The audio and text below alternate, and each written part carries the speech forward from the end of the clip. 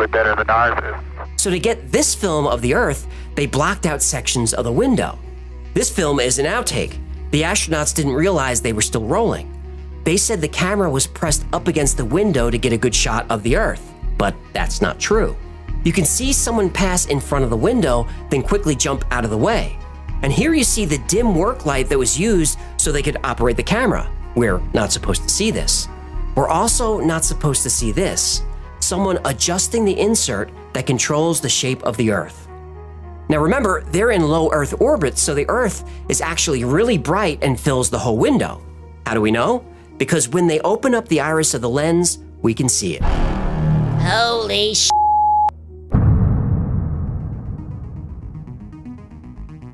Yeah, we can't pass through the Van Allen belts yet. Don't take my word for it. Take NASA's. As we get further away from Earth, we'll pass through the Van Allen belts, an area of dangerous radiation. Radiation like this could harm the guidance systems, onboard computers, or other electronics on Orion. But Orion has protection. Shielding will be put to the test as the vehicle cuts through the waves of radiation. Sensors aboard will record radiation levels for scientists to study. We must solve these challenges before we send people through this region of space. I guess we're still working on solving this issue? Because I thought we... But we're also really pushing the boundaries in terms of where we're going forward with exploration. I think humans are naturally driven to do this, and this is really the beginning, I think, of human beings leaving low Earth orbit. I certainly plan on being around to see that. I don't want to be a jerk because she seems like a nice girl, but newsflash, the moon is way outside low Earth orbit. The plan that NASA has is to build a rocket called SLS, which is a heavy lift rocket. It's something that is much bigger than what we have today, and it will be able to launch the Orion capsule with humans on board, as well as landers or other components to destinations beyond Earth orbit. Right now, we only can fly in Earth orbit. That's the farthest that we can go. We only can fly in Earth orbit. That's the farthest that we can go. And this new system that we're building is going to allow us to go beyond and hopefully take humans into the solar system to explore. So the moon, Mars, asteroids, there's a lot of destinations that we could go to, and we're building these building block components in order to allow us to do that eventually. Once we travel beyond low Earth orbit, the crew will be exposed to larger amounts of radiation. So we have to design both the crew protection systems and our electronic systems to withstand this radiation.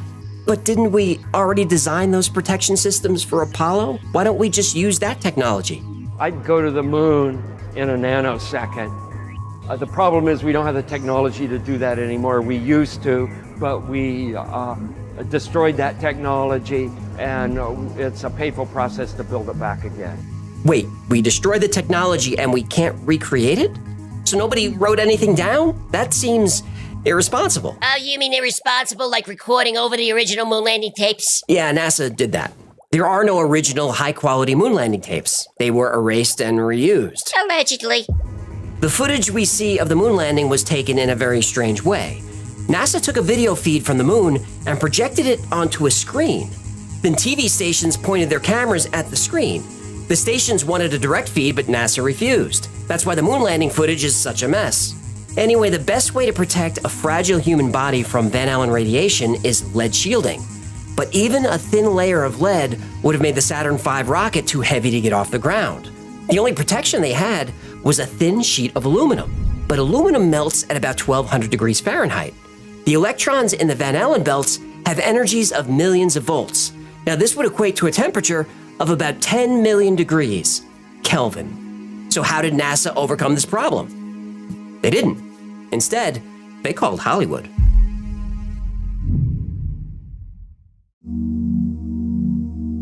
I believe that this nation should commit itself to achieving the goal, before this decade is out, of landing a man on the moon and returning him safely to the Earth.